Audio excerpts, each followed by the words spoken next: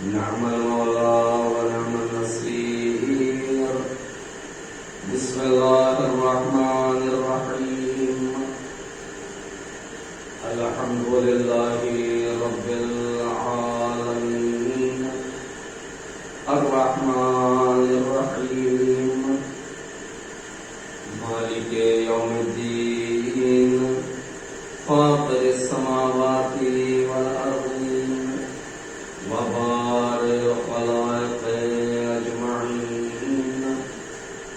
الصلاة والسلام والتحية والإكرام على سيد الأولين والآخرين أفضل الأنبياء والمرسلين حبيب إله العالمين الملقب بطه وياسين مولانا ومولى الكونين جد الحسن والحسين أبي القاسم المصطفى محمد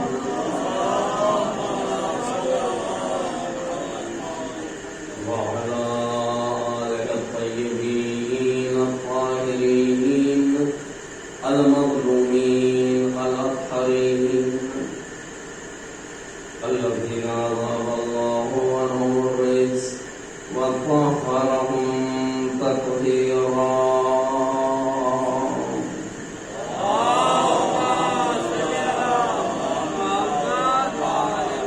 اللهم غال من والاهم وعاد من عاداهم وانصر من نصرهم واخذل من خذلهم ولعن من نصب لهم من الأولين والآخرين.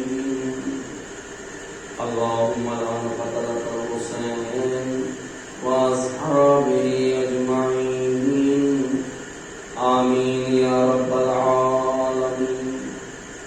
أما بعد، قال مولانا أبو عبد الله الحسين عليه الصلاة والسلام: بل إنما خرجت لطلب الإصلاح في أمة جدي أريد أن أمر بالمعروف وأنهى عن المنكر وأسير بسيرة جدي وأبي علي بن أبي طالب صلوات الله. اللهم صل على محمد وآل محمد. حضرات گرامی، اس عشرہ مبارک میں جو آپ سے گفتگو کرنے کے لیے مشتاقین نے عنوان مقرر کیا ہے، وہ مقصد قیام امام حسین اور مقصد عزائے امام حسین علیہ السلام ہے. چونکہ اس محرم کا قیام امام حسین علیہ السلام کی وجہ سے اور عزائے حسین علیہ السلام کا اہتمام بھی قیام امام حسین علیہ السلام کی یاد میں کیا جاتا ہے. یہ جاننا بہت ضروری ہے کہ قیام امام حسین علیہ السلام کیا ہے. یہ قیام بہت اہم قیام ہے، بہت عظیم قیام ہے، بہت اعلیٰ قیام ہے، بہت ہی زیادہ عظمت کا حامل ہے. ایسا قیام کہ جس کی مثال تاریخ آدم و عالم میں کہیں نہیں ملتی. یہ قیام بے مثال قیام ہے، لاجواب قیام ہے، بے نظیر قیام ہے. کتنا عظیم ہے یہ قیام، کتنا اہم ہے یہ قیام. آپ اس سے اندازہ لگائیں کہ کوئی نبی ایسا نہیں ہے جسے قیام کربلا کا تعارف نہ کرایا گیا ہو. کوئی رسول ایسا نہیں ہے جسے قیام کربلا سے آشنا نہ کیا گیا ہو. کوئی ولی ایسا نہیں ہے جسے قیام امام حسین علیہ السلام کی پوری اطلاع نہ دی گئی ہو۔ قیام آدم کے زمانے میں نہیں ہوا چونکہ آدم خود نبی ہے، قیام نوح کے زمانے میں نہیں ہوا کیونکہ نوح خود نبی ہے، قیام ابراہیم کے زمانے میں نہیں ہوا کیونکہ ابراہیم خود نبی ہیں اور اپنے زمانے میں قیام کے ذمہ دار ہیں۔ یہ قیام اسماعیل کے زمانے میں نہیں ہوا، یوسف کے زمانے میں نہیں ہوا، یہ قیام یعقوب کے زمانے میں نہیں ہوا، حضرت موسیٰ، حضرت عیسیٰ، حتیٰ کہ ہمارے رسول اور ہمارے مولا علی امام حسن علیہ السلام کے زمانے میں یہ قیام نہیں ہوا ہے۔ کتنی اہم بات ہے، آپ غور فرمائیں، یعنی جناب آدم ہے لیکن یہ قیام نہیں ہے، پھر بھی انہیں تعارف کرایا جا رہا ہے اس قیام کا۔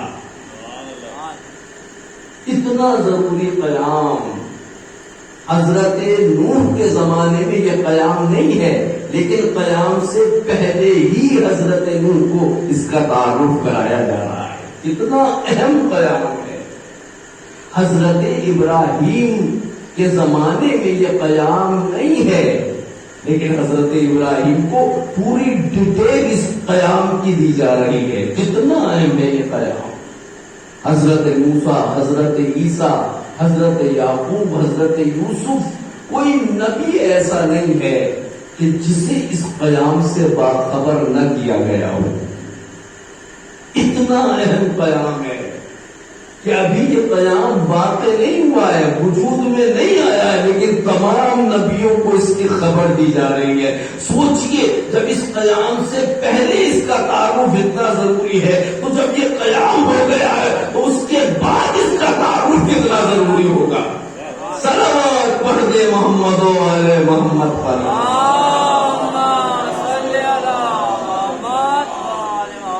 لہذا فریضہ ہے، ہم اس قیام کے بعد پیدا ہوئے ہیں اور اس قیام سے وابستہ ہیں، حسینی کہلاتے ہیں، کربلائی کہلاتے ہیں، شیعہ کہلاتے ہیں۔ ہم پہ ضروری ہے کہ ہمیں مکمل طور پہ اس قیام کی معرفت ہو اور ہماری معرفت اتنی اعلیٰ ہو کہ خود بھی اس قیام کو پہچان دے اور دنیا کو بھی اس قیام کا تعارف کرائے۔ لیکن کیا ہم نے اس قیام کو پورے طریقے سے پہچان لیا ہے جو دنیا کو اس قیام کا تعارف کرائے؟ حق تو یہ ہے کہ اس قیام کا ہم پہ اتنا اثر ہونا چاہیے کہ ہماری گفتگو سے بھی اس قیام کی خوشبو آئے، ہمارے رفتار سے بھی اس قیام کی خوشبو آئے اور ہمارے کردار سے بھی اس قیام کی خوشبو آئے۔ لیکن کتنے افسوس کی بات ہے کہ ہر وقت تو کیا محرم میں بھی ہماری گفتگو سے اس قیام کی خوشبو نہیں آتی، محرم میں بھی ہمارے کردار سے اس قیام کی خوشبو نہیں آتی۔ یہ معصوم قیام ہے، یہ پاکیزہ قیام ہے، بہت اہم ہے یہ موضوع، لیکن ہزاروں مجلسیں سننے کے باوجود بھی اس قیام سے متعلق ہماری اطلاعات نہ ہونے کے برابر ہے۔ لہذا زیادہ گہرے مطالب آپ کے سامنے پیش نہیں کیا جا سکتے۔ یہی تو ہماری محرومیت ہے کہ ہزاروں مجلسوں کے باوجود بھی تشنگی باقی رہتی ہے، چونکہ ہمیں توفیق ہی نہیں ہوتی۔ جو بات مجلس میں سمجھ میں نہیں آ رہی ہے اس بات پہ جا کے مولانا سے گفتگو کریں، ہمیں یہ توفیق ہی نہیں ہوتی۔ سوچئے جب ہم اتنی مجلسوں کے بعد اتنے اندھیرے میں ہیں، اگر یہ مجلسیں نہ ہوتی تو کتنے اندھیرے میں ہوتے۔ صلوات پڑھ دے محمد و آل محمد پر۔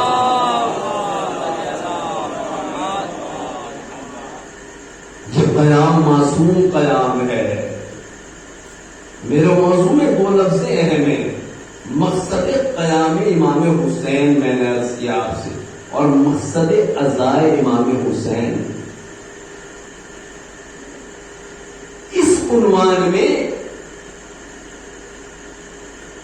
دو لفظیں ہیں اور دونوں کی نسبت امام حسین علیہ السلام کی طرف ہے، قیام حسین اور عزائے حسین۔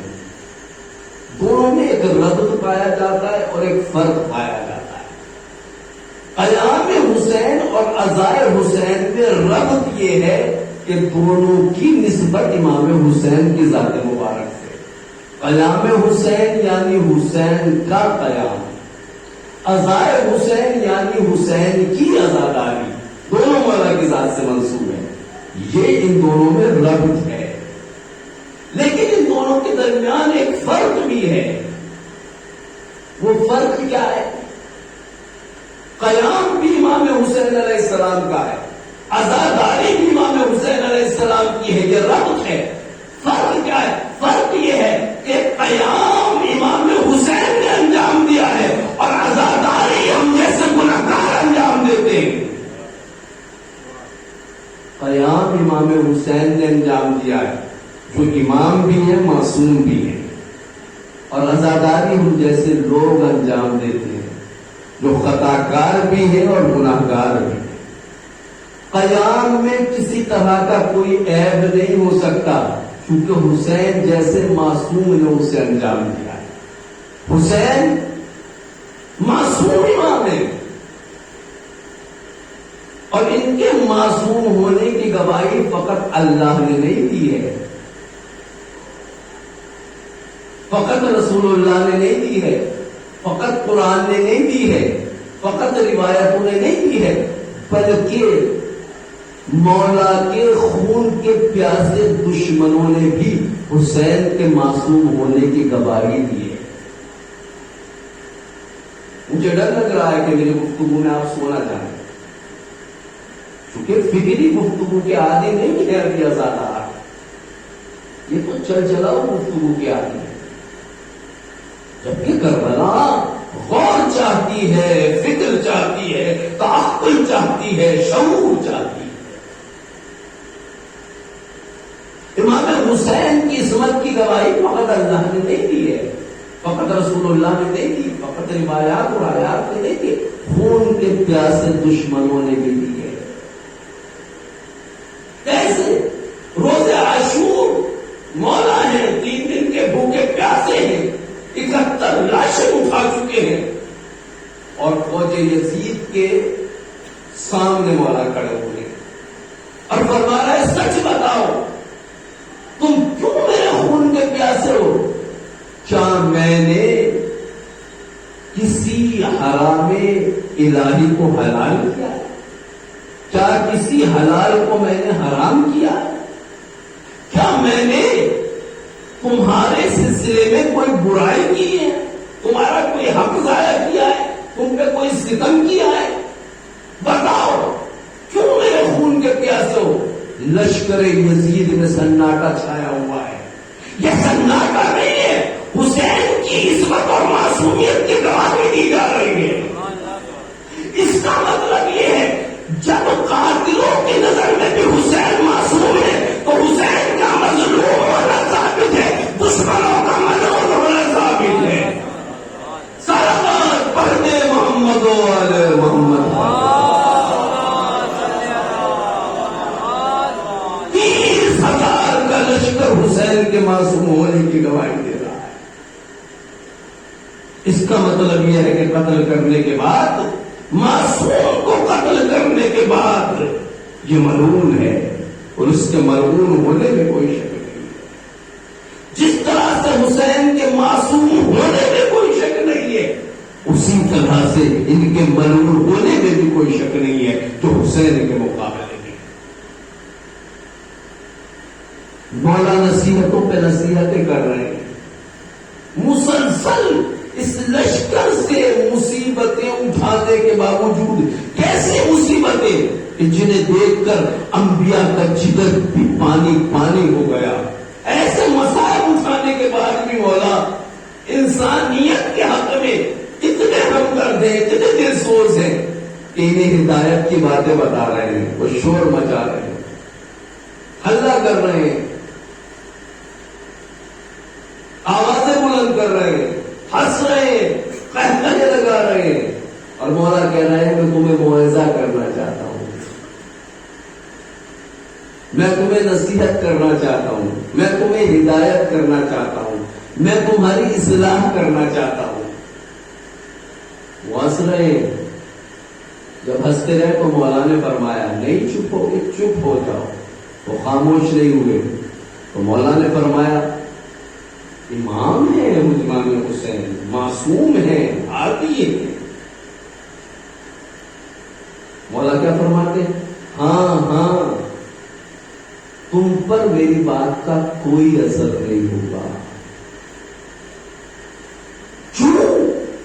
اس لیے کہ تمہارے پیٹ مالے حرام سے بھرے ہوئے۔ بس یہ کربلا کا پیغام۔ کیوں؟ امام سامنے ہے، قرآن ناطق سامنے کھڑا ہے، یہ سب معصوم ہونے کی گواہی بھی دے چکے، لیکن پھر بھی حسین جیسے قرآن ناطق کی بات کا ان پہ کوئی اثر نہیں ہو رہا۔ مولا نے علت کیا بتائی؟ کہ تمہارے پیٹ مالے حرام سے بھرے ہوئے۔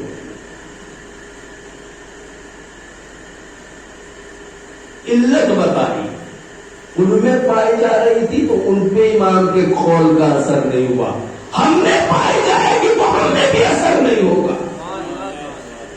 آج جب بھی کوئی حدیث ہم روایت سنتے ہیں نا ائمہ کی یا قرآن کی آیت، تو سب کو دوسروں کے اوپر چسپا کر دیتے ہیں، یہ فلاں کے لیے، یہ فلاں کے لیے، یہ فلاں کے لیے، یہ فلاں کے لیے۔ اس کا مطلب پورا دین 1400 برس پہلے والوں کے لیے تھا۔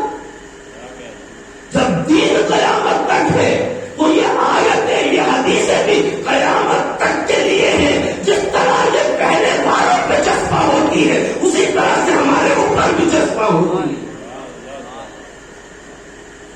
کیا فرمایا؟ میری بات کا، معصوم کی بات کا، قرآن ناطق کی بات کا تم پہ جو اثر نہیں ہو رہا ہے اس کی ایک وجہ یہ ہے کہ تمہارے پیٹ مالے حرام سے بھرے ہوئے ہیں۔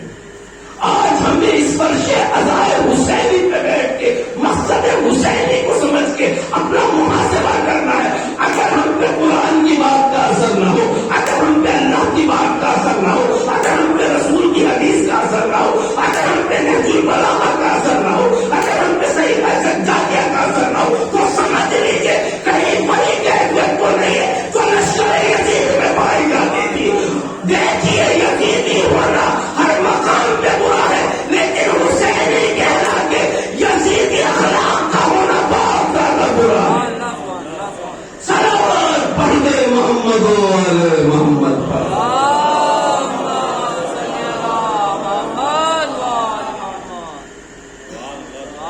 پورے قرآن کے سورے پڑھ دیے جائیں، خدا نہ خواستہ ہم پہ کوئی اثر نہ ہو۔ رسول اللہ کی ڈرانے والی حدیثیں پڑھ دی جائیں، چغل خوری سے متعلق، غیبت سے متعلق، غصب سے متعلق، بھائی کو اذیت دینے سے متعلق ہم پہ کسی حدیث کا کوئی اثر نہ ہو۔ نہج البلاغہ کے خطبات ہمارے سامنے پڑھ دیے جائیں، ہمارے ماتھے پہ چوں بھی نہ لیں گے۔ امام حسین علیہ السلام کی عظیم قربانی کا تذکرہ ہمارے سامنے کیا جائے، ہم پہ کوئی اثر نہ ہو۔ عباس غازی کی وفاداری کا مرثیہ ہمارے سامنے پڑھا جائے، ان کے ایثار و قربانی کے قصیدے ہمیں سنائے جائے، پھر بھی ہم میں غداری باقی رہ جائے۔ سچ بتائیے، کیا ہمیں سوچنے کی ضرورت نہیں ہے کہ ہم پر اس اللہ کی کتاب کا اثر کیوں نہیں ہے جسے ہم نے اپنا خالق و مالک مانا ہے؟ ہم پر اس حدیث رسول کا اثر کیوں نہیں ہے جسے ہم نے اللہ کا سب سے افضل رسول مانا ہے؟ ہم پر اس کلام علی کا اثر کیوں نہیں ہے جسے ہم نے مومنین اور متقین کا امام مانا؟ ہمیں سوچنا چاہیے، ہمیں سمجھنا چاہیے کہ ہمارا ہمارے اندر خرابی کیا ہے؟ اپنی غذا کا جائزہ لینا چاہیے، اپنی ہوا و فضا کا جائزہ لینا چاہیے۔ میرے عزیزوں، ترقی یہ نہیں ہے کہ دنیا میں اچھے سے اچھا مکان بنا لو، زمیندار بن جاؤ، اچھی سے اچھی جاب اور ملازمت مل جائے، بچوں کو پڑھاؤ لکھاؤ، اونچی پوسٹوں پہ پہنچا دو اور یہ نعرہ لگاؤ کہ ہم کامیاب ہو گئے اور ہمارے بچے بھی کامیاب ہو گئے۔ کامیابی یہ نہیں ہے، یہ کامیابی نہیں ہے، کامیابی کا جھوٹا خواب ہے۔ دن بھر ہماری قوم مولانا کے سامنے یہی قصیدے پڑھتی ہے، ہمارے ابا ڈپٹی کلکٹر تھے، ہمارے ابا یوں تھے، ہمارے دادا یوں تھے، ہمارا زمیندارہ یوں تھا، ہماری شان یوں تھی، ہماری آن یوں تھی۔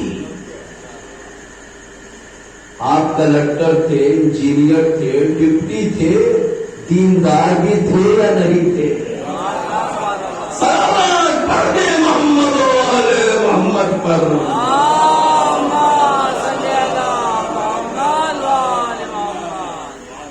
یہ عہدے تو ہمارے آس کے پاس بھی تھے، یہ عہدے تو عمر بن سعد کے پاس بھی تھے، یہ عہدے تو شمر کے پاس بھی تھے۔ سمجھ رہے ہم بھی کامیاب ہو گئے، ہماری اولاد بھی کامیاب ہو گئی۔ مولانا محنت کی ہے، بہترین مکان بنایا ہے، پہلے اپنی شادی بہترین جگہ کی ہے، ماشاءاللہ بیوی ہے بہت پڑھی لکھی ہے، 50,000 روپے روزانہ کی انکم ہے، مہینے میں 1,00,000 کمانے 1.5 لاکھ کمانے، کوئی نہیں، اتنی مبارک بیوی ملی ہے۔ وہ تو اتنا کماتی ہے، وہ تو اتنا کماتی ہے، آپ اللہ کے نام پہ کتنا لٹاتے ہیں؟ ہم سب کو اپنا کمانا یاد رہتا ہے اور امام زمانہ کا ہم دیکھا یاد نہیں رہتا۔ سلام پڑھ دے محمد و آل محمد پر۔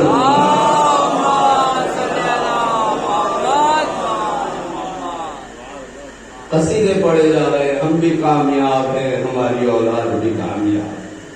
ہم نے تو مولانا اپنی اولاد کہا کھڑا کر دیا، بچوں کے لیے اچھا سا مکان بھی بنا دیا، اچھی سی نوکری بھی دلا دی، اچھی سی بیوی بھی بچوں کو دلا دی، ایش ہی ایش ہے۔ جو حق محبت تھا وہ ادا ہو گیا، لیکن ادا نہیں ہوا، ادا نہیں ہوا۔ اصل میں ہماری محبت کا انداز ہی غلط ہے، ہماری محبت کی بنیاد ہی غلط ہے۔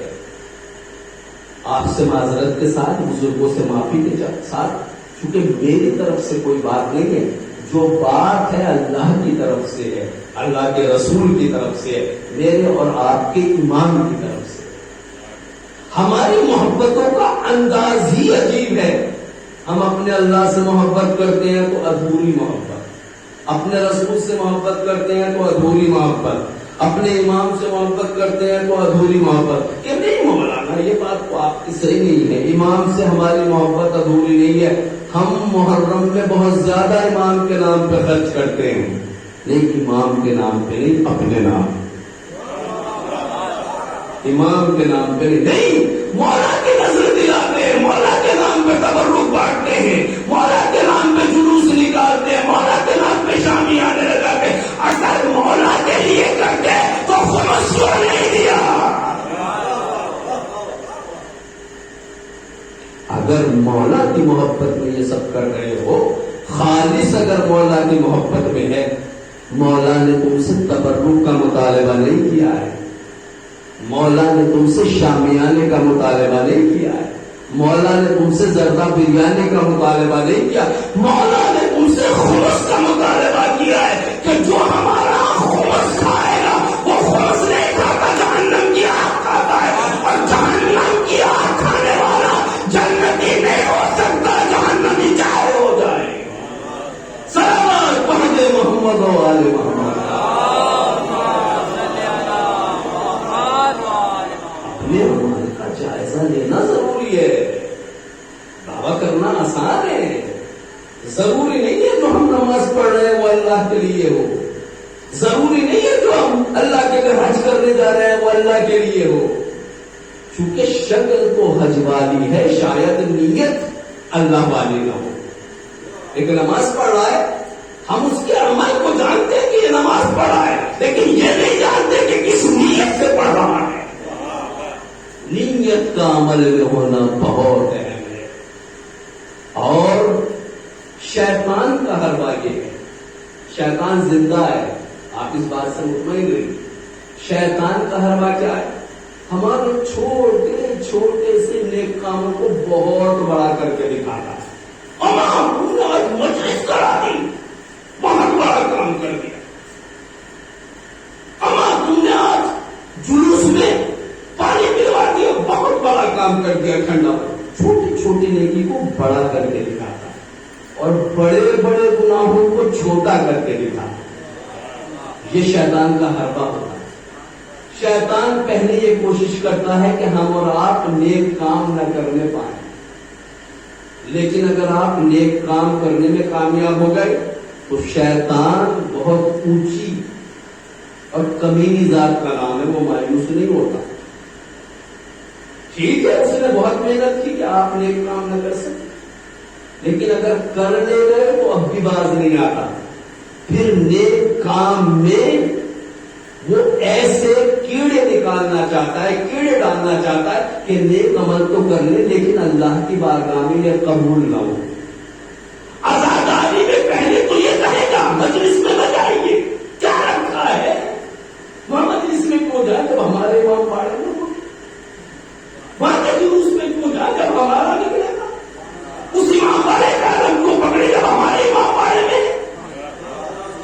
کہ ہمارے ہمارے ہمارے مسجد ہے تو ہمارے باپ دادا کی ہے، امام باڑہ ہے تو ہمارے اجداد کا ہے، مجلسیں ہیں تو ہمارے خاندان کی ہے، علم ہے تو ہمارے قبیلے کا ہے، فرش عزا ہے تو ہمارا اپنا ہے. جب سب کچھ تمہارا ہے تو اللہ کا کیا ہے، رسول کا کیا ہے، شہید کربلا کا کیا ہے. کاش کچھ بھی تمہارا نہ ہوتا، جو ہوتا وہ حسین کا ہوتا، جو ہوتا وہ رسول اللہ کا ہوتا. کون سی اینک لگوا دی شیطان نے کہ تم نے حسین کے مراسم عزا کو بھی ہمارے اور تمہارے میں بانٹ دیا. جب حسین سب کے ہیں تو ہر امام باڑہ سب کا ہے، جب حسین سب کے ہیں تو ہر عالم سب کا ہے. نہ ہمارا ہے نہ آپ کا ہے. یہ محبت کا کون سا انداز ہے؟ یہ محبت کا کون سا انداز ہے؟ شیطان سے غافل نہیں رہنا چاہیے. ہماری غلطی کیا ہے؟ ہماری غلطی یہ ہے کہ ہم شیطان سے بہت زیادہ غافل ہیں اور شیطان ہم سے ایک لمحے کے لیے غافل نہیں ہے. شیطان جانتا ہے کہ کہاں ہمیں اور آپ کو چت کیا ہے اور ہمیں احساس بھی نہیں ہوتا کہ شیطان نے پٹی پڑا ہے. ہم تو ایک بھائی کا گلا دبانے کے لیے، ایک بھائی کو اپنی چرب زبانی سے خاموش کر کے شیطانی حربہ نہیں سمجھتے، اپنی ہوشیاری سمجھتے. ہم کتنے بڑے غافل ہیں. ہم اپنے امام باڑے کا حق، مسجد کا حق، اوقاف کا حق کھا کے اور کوئی نہ بولے تو اپنی عقل مندی سمجھتے، ابلیسیت کا کارنامہ نہیں سمجھتے. ہم دھوکے میں ہیں، دھوکے میں. کیا صرف اوقاف کا مال کھا کے ہمارے بچوں کا پیڑ بھرے گا، ہماری دنیا چلے؟ جو یہ مال نہیں کھا رہے ہیں کہ ان کی دنیا نہیں چل رہی؟ دنیا چند روزہ ہے. یہاں تو کتے اور بلی کا پیڑ بھی بھر جاتا ہے. آپ نے کسی شہر میں کتے کم دیکھے؟ نہیں. ہمارے تو سال میں شادی کے بعد 1-2 سال کے بعد بچہ ہو جاتا ہے اور زید پور میں تو بازوں کی شادی کی نوبت ہی نہیں آتی. صلوات پڑھ لے محمد و آل محمد. اللہ نے فرمایا تھا انا اعطیناک الکوثر، پیغمبر ہم نے کثرت نسل عطا کی ہے. کہ مولانا کیا کرے، زمیندارہ ہے، زمین ہے، جائیداد ہے، کیوں اڑ رہے ہیں آپ؟ اللہ نے وعدہ کیا ہے. ہم اپنے بچوں کی شادیاں نہیں کرتے. کسی پہ نہیں کہہ رہا ہوں، دین کا پیغام ہے، طنز نہیں ہے، دین کا پیغام ہے، متوجہ کریں. ہم اپنے بچوں کی شادیاں کب کرتے ہیں؟ مولانا صاحب کہہ رہے ہیں میاں یہ 20 سال کے ہو گئے 30 سال کے ہو گئے، بہترین شادی کی عمر ہے، بہترین شادی کی عمر ہے، شادی کر دیجیے.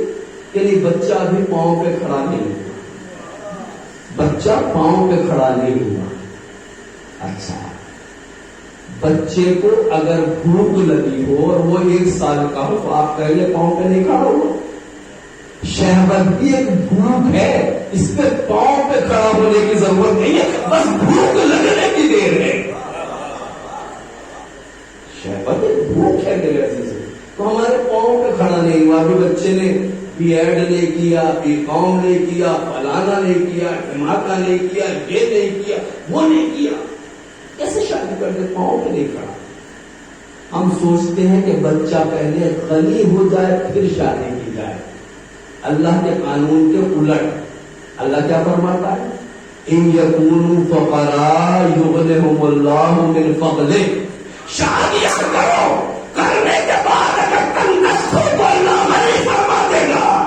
ہم غنی پہلے بننا چاہتے ہیں، شادی بعد میں کرنا چاہتے ہیں. اللہ شادی پہلے کرانا چاہتا ہے، غنی بعد میں بنانا چاہتا ہے. صلوات پڑھ دے محمد و آل محمد.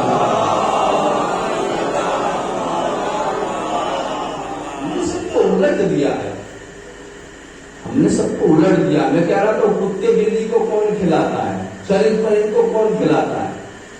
ہمارے تو 2 سال میں ایک بچہ پیدا ہوتا ہے، زیادہ سے زیادہ 2 ہو جائیں تو 10. لیکن کتوں کے یہاں 5 ہو جائیں، 6 ہو جائیں، 10 ہو جائیں، انہیں کوئی فکر نہیں. جبکہ جانتے ہیں کہ ہم بھی سیٹھ صاحب کے دروازے پہ جاتے ہیں اور زیادہ دیر تک ٹھہر جائیں تو ڈنڈے سے خبر لی جاتی ہے، روٹی بھی نہیں دی جاتی کتے کو اور ڈنڈا بھی مارا جاتا ہے. یہ غلط اصول ہے. آپ کتے کے رازق نہیں ہیں، آپ کو اپنے بھی رازق نہیں ہے، اپنی اولاد کے بھی رازق نہیں ہے. لیکن یہ طریقہ نامناسب ہے. کوئی مہمان دروازے پہ آئے اسے ڈنڈے سے مار کے بھگایا جائے. بھول گئے اپنے اجداد اور امام کس کی طرح؟ امام حسن مجتبی علیہ الصلوۃ والسلام. دسترخوان پہ کھانا کھا رہے ہیں، اتنے میں کتا آگے بیٹھ جاتا ہے. مولا نے دیکھا میری طرح سے یہ کتا بھی بھوکا ہے، اور کھانے کا انداز بدل گیا. زہرا کا لال ایک ٹکڑا خود کھاتا ہے، ایک کتے کو ڈالتا ہے. غذا میں برابر کا شریک ہے. ایک امام کے دسترخوان پہ جس طرح سے امام کھا رہے اسی طرح سے کتے کو بھی کھلا رہے. ایک صاحبہ کی نظر پڑ گئی اور اس صحابی نے کہا فرزند رسول یہ کتا آپ کو بہت پریشان کر رہا ہے، کہیں تو اسے بھگا دوں، دھکا دوں. کہا نہیں اسے نہ دھکارنا، کیونکہ جس طرح سے مجھے بھوک لگتی ہے اسی طرح سے اسے بھی بھوک لگتی ہے. یہ ہے امام کا کردار. جب امام کا کردار ایسا ہے تو غلام کا کردار بھی امام سے ملتا ہوا ہونا چاہیے. سلامت پڑھ دے محمد و آل محمد. ہم گار دیتے ہیں کتے کو، لاٹھی سے قبل لیتے ہیں، زیادہ آتا ہے تو ہم ان کتوں کو نہیں کھلاتے. ان کی نسلیں بھی زیادہ ہوتی، پھر انہیں کون کھلاتا؟ اللہ پالتا ہے. سچ بتائیے جو کتے نہ کماتے ہیں، نہ محنت کرتے ہیں، نہ مزدوری کرتے ہیں، جن کے بچے بھی ہم سے زیادہ ہوتے ہیں، انہیں تو اللہ پال دیتا ہے. ہم جیسے انسانوں کو اللہ نہیں پال سکتا. سلامات پڑھ دے محمد و آل محمد پر. میرے کہنے کا مقصد یہ تھا کہ جہنم بھرنے کے لیے اللہ کے دسترخوان رزق پہ بھروسہ کرو، نہ امام باڑوں پہ، نہ اوقاف پہ، نہ مسجد پہ، نہ خانے پہ. یہ پیٹ نہیں بھرے گا ان چیزوں سے، جہنم کی آگ تیار ہو. اپنا حساب و کتاب کرو. یہ حسین کا پیغام. اپنا حساب و کتاب کرو. میں نے کیا کہا تھا؟ بات کرنا شروع کی تھی. ہم اللہ سے محبت کرتے ہیں تو ادھوری محبت، رسول اللہ سے محبت کرتے ہیں تو ادھوری محبت، اپنے مولا سے محبت کرتے ہیں تو ادھوری محبت. یہیں تک یہ سلسلہ نہیں رکتا، بلکہ ہم اپنے نفس سے بھی محبت کرتے ہیں تو ادھوری محبت، اپنی اولاد سے محبت کرتے ہیں تو ادھوری محبت، اپنے بیوی سے محبت کرتے ہیں تو ادھوری محبت. فرق یہ ہے کہ جب میں نے یہ کہا کہ اللہ سے ہماری محبت ادھوری ہے تو آپ کو سمجھ میں آ گیا کہ ہاں اللہ سے محبت ادھوری ہے، کیونکہ بازا نماز تو پڑھتا ہے لیکن اتنی اسپیڈ میں نماز پڑھتا ہے کہ جیسے کوئی انجیکشن لگا دیا ہو کہ جلدی سے اٹھ اور جلدی سے بیٹھ. یہ کیا نماز ہے؟ اللہ کے لیے نماز پڑھ رہا ہے اور اللہ کی عظمت کا خیال ہی نہیں کہ رکوع کیسے کیا جائے، سجدہ کیسے کیا جائے، تشہد کیسے پڑھا جائے. ابھی تو اس قوم کو یہ بھی نہیں پتا کہ صبح کی نماز زور سے پڑھنا ہے یا آہستہ سے پڑھنا ہے، اور پتا ہے تو اس کی پابندی نہیں. اب یہاں پہ ماشاءاللہ اچھے خاصے لوگ ہیں پھر بھی بیٹھے ہوئے ہیں، دن بھر مجلسیں کر رہے ہیں، قابل مبارکباد ہے، مولا کی بارگاہ سے اجر پائیں گے. مسجد میں کتنے لوگ ہوتے ہیں؟ کیا حسین نے اپنا امام باڑہ بھرنے کے لیے قربانی دی تھی یا اللہ کے گھر کو آباد کرنے کے لیے قربانی دی تھی؟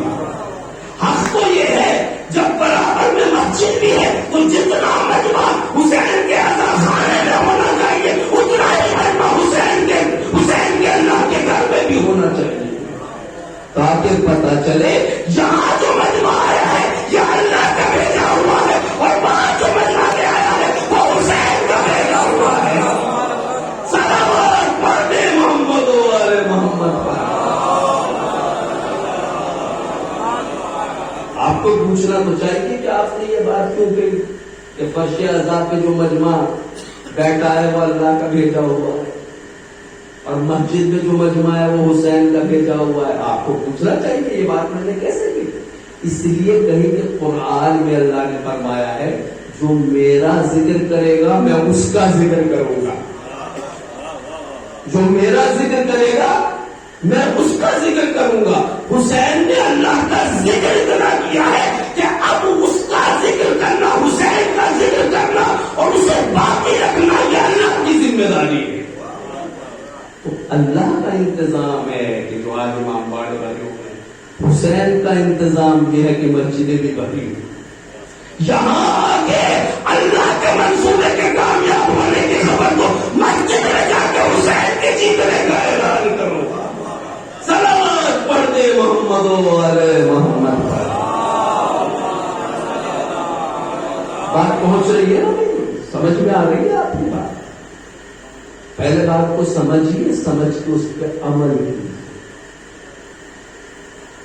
تو جب ہم کہتے ہیں اللہ سے محبت ادھوری ہے تو آپ کو پتہ چل جاتا ہے کہ ہاں بھائی ادھوری ہے. نماز بھی ہم سے صحیح طریقے سے نہیں پڑھ جاتی، ادھوری تو ہے. جب ہم کہتے ہیں رسول اللہ سے محبت ادھوری ہے تب بھی آپ کو پتہ چل جاتا ہے.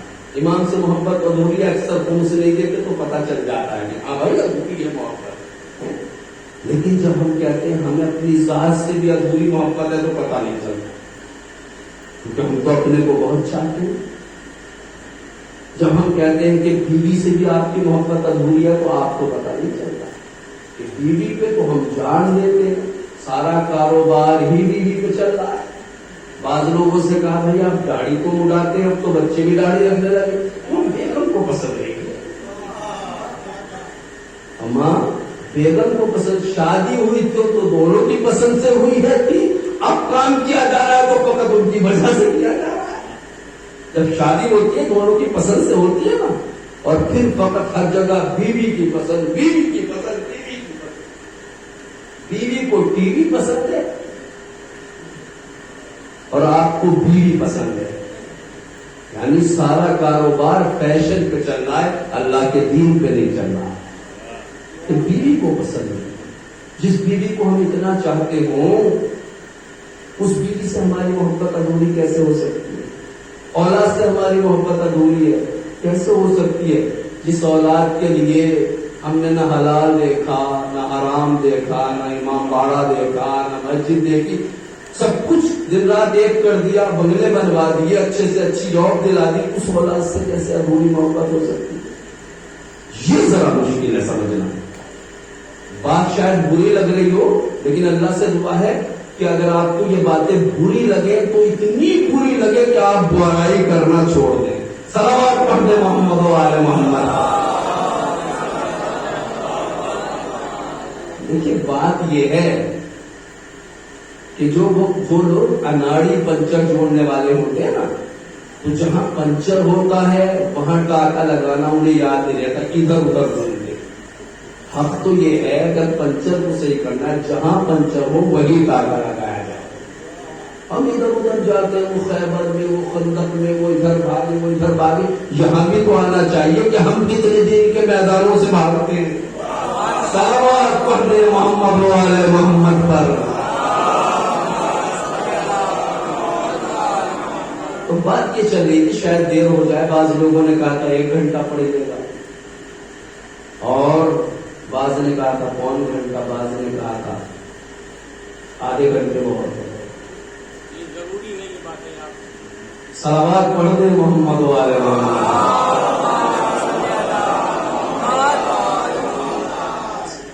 آپ کا حکم سر آنکھوں پہ، آپ بزرگ ہیں ہمارے بھی، اور آپ کو بتا دو بزرگ کی کیا عظمت ہوتی ہے۔ رسول اللہ کی حدیث ہے الشیخ فی قومہ کالنبی فی الامہ، قوم کا بزرگ قوم کے درمیان ایسا ہوتا ہے جیسے امت میں ایک نبی ہوتا ہے۔ صلوات پڑھ دیں محمد والے۔ یہ بات میں نے اس لیے کہی ہے کہ آج ہمارے درمیان تمام اقدار ختم ہو گئے، اب بزرگوں کا بھی احترام نہیں ہے۔ مجھے یاد ہے کہ میرے بڑے ابا زندہ تھے تو میں ان کے موجودگی میں شیشہ بھی نہیں دیکھا کرتا تھا، اپنے بالوں میں کنگھی بھی نہیں کیا کرتا تھا۔ وہ ڈانٹتے نہیں تھے، کوئی خطرہ نہیں تھا، لیکن ان کی بزرگی مجھے اس کام سے روکتی تھی۔ آج بزرگوں کا احترام نہیں ہے، رسول کی طرح سے ہوتا ہے قوم کا بزرگ۔ بہرحال میں عرض کر رہا تھا، میری بات آپ تک پہنچ جائے تو بیوی بچوں کے لیے ہم سب کچھ کرتے ہیں۔ مجھے آپ کے حالات معلوم نہیں ہے، کبھی آپ یہ سوچے ہماری اوپر مجلس پڑھ گئی، نہیں، میں کسی کے اوپر مجلس نہیں پڑھتا، مجلس خود بخود سب کے اوپر پڑھی جاتی ہے۔ صلوات پڑھ دے محمد والے محمد پر۔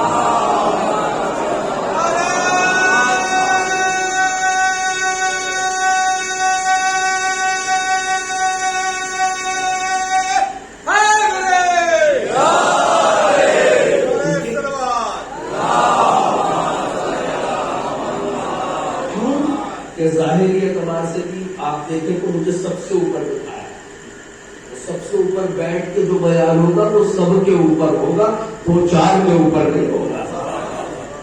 لہٰذا یہ نہ سمجھے کسی کے اوپر مجلس نہیں ہے، خاص طور سے چونکہ الحمدللہ یہ کوشش رہتی ہے کہ نہ تو کسی کی غیبت کروں نہ سنوں،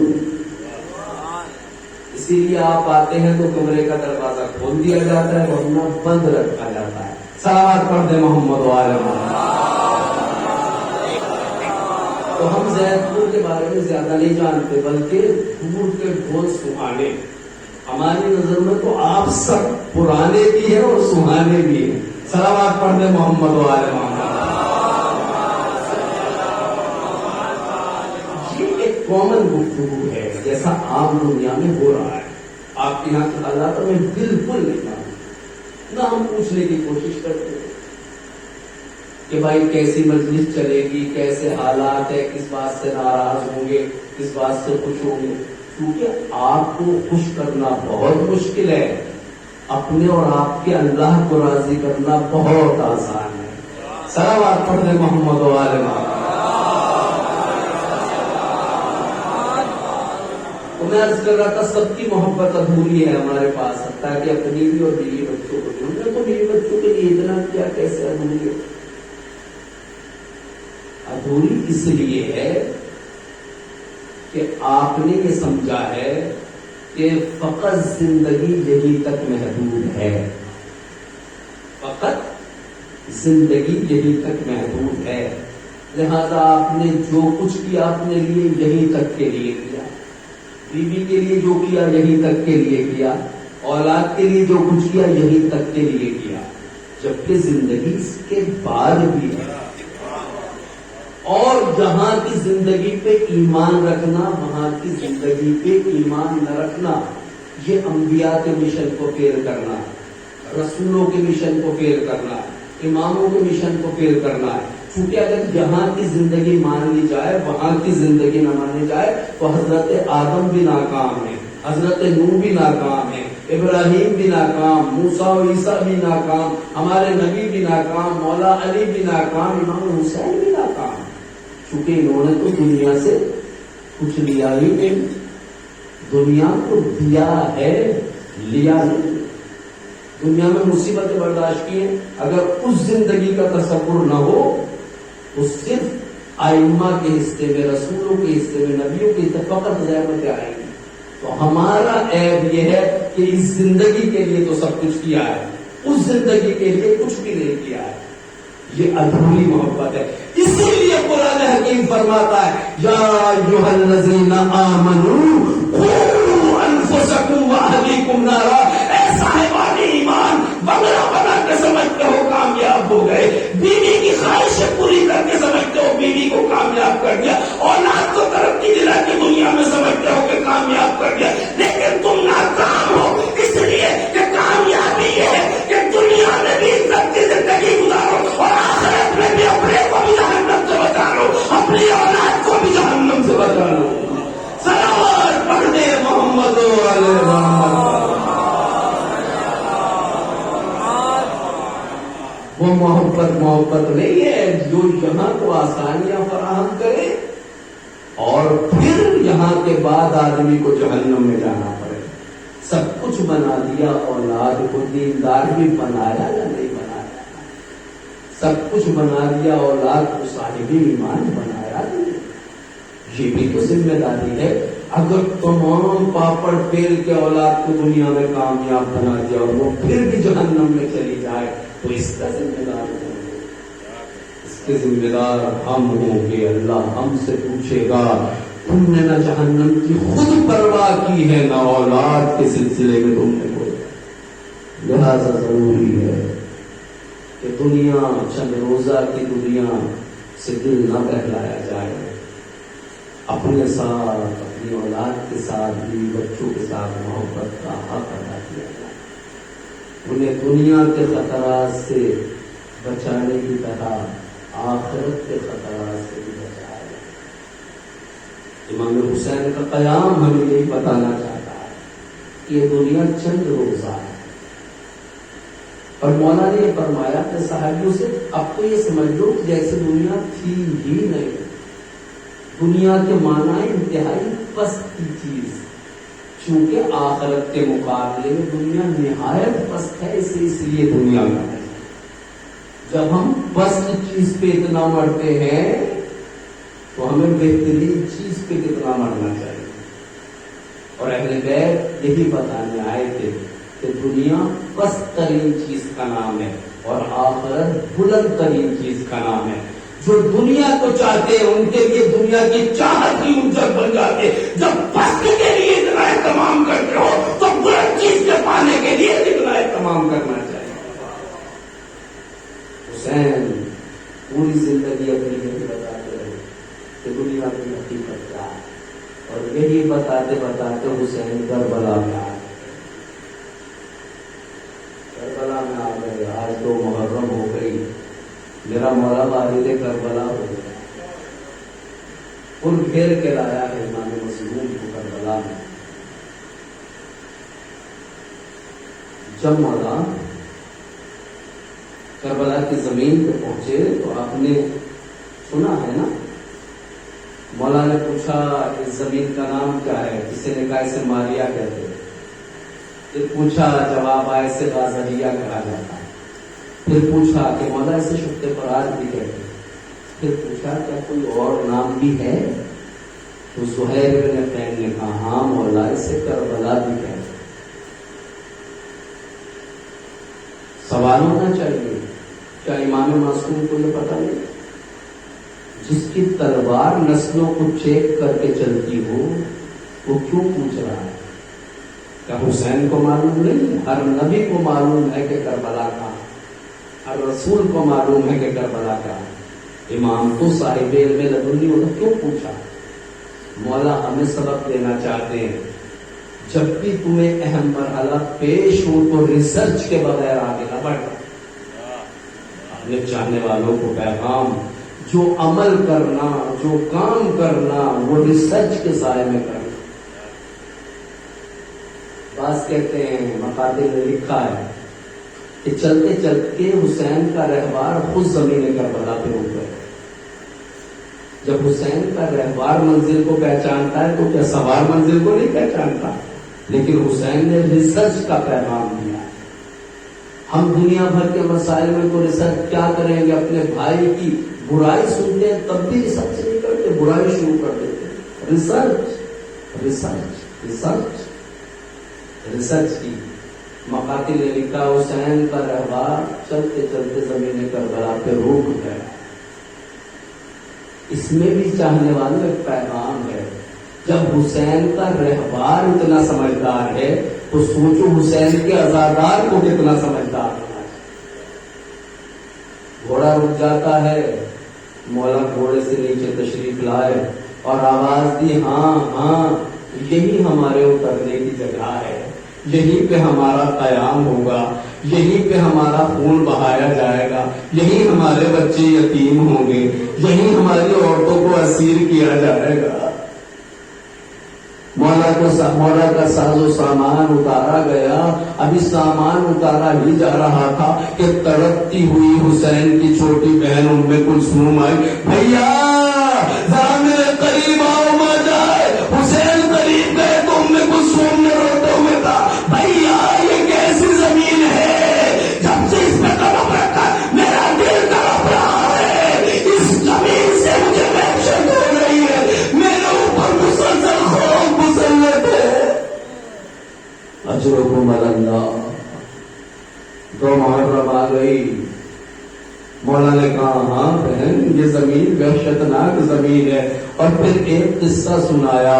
بہن جب بابا جنگ صفین کی طرف جا رہے تھے تو اسی زمین پہ قیام کیا تھا۔ میرے بابا اس زمین پہ آرام کرنے کے لیے لیٹے، اس وقت میرے بابا کا سر بھیا حسن مصطفیٰ کے زانوں پہ تھا۔ تھوڑی ہی دیر میرے بابا سوئے تھے کہ روتے ہوئے اٹھے اور کہا، ہائے ہائے یہ کیسی زمین ہے۔ میرے بھیا حسن نے کہا، پہ پوچھا بابا کیا ہو گیا؟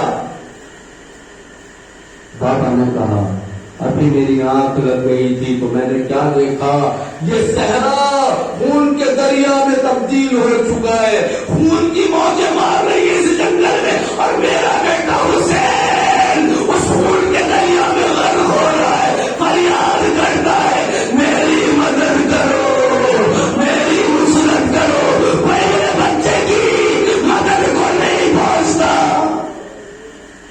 میرے مولا یہ بیان کر رہے ہیں، اور پھر میری طرف خطاب کر کے میرے بابا نے فرمایا، اے حسین جب یہ حادثہ پیش آئے گا تو تم کیا کرو گے؟ میں نے سر جھکا کے کہا، بابا صبر سے کام لوں گا، صبر سے کام لوں گا۔ حسین یہ داستان سنا رہے، چاہنے والی بہن تڑپ رہی ہے۔ اتنے میں مولا نے اس کے بعد اپنا رخ بنی اسد کی طرف کیا اور انہیں بلایا، اس زمین کا مالک کون ہے؟ مولا سب کچھ جانتے ہیں لیکن ہمیں پیغام دینا چاہتے ہیں، ریسرچ کا، تحقیق کا، ہر بات کو سمجھنے کا، ناپ تولنے کا۔ بلایا، ہم اس زمین کو خریدنا چاہتے ہیں، وہ ویسے ہی دینا چاہتے تھے۔ مولا کتنے زیادہ محتاط ہے، غریب الوطن حسین اگر دفن بھی ہے تو اپنی زمین میں دفن ہے۔ کہا نہیں ہم اس زمین کو خریدیں گے۔ 60,000 درہم میں مولا نے زمین خریدی اور کہا تمہیں کو ہبا کرتے ہیں، اور اس کے بعد انہیں کو زمین بخش دی اور کہا دیکھو ہماری قبریں اسی زمین میں بنے گی، لیکن تمہیں وہ وصیت کرتے ہیں۔ وصیت اپنے سے متعلق نہ تھی۔ سوچئے عالم غربت میں بھی شیعہ تمہارا امام تم سے کتنی محبت کرتا ہے۔ مولا نے کہا 2 وصیتیں ہیں، ان کا ضرور خیال رکھنا۔ پہلی وصیت یہ ہے کہ جب ہمارے زائر یہاں پہ آئے تو فوراً انہیں ہماری قبروں کا نشان بتا دے گا، کہیں ایسا نہ ہو زائر دور سے آ کے کربلا میں غربت کا شکار ہو جائے۔ دوسری وصیت یہ ہے کہ کم از کم میرے زائر اور چاہنے والوں کو 3 دن تک مہمان رکھنا، ان کے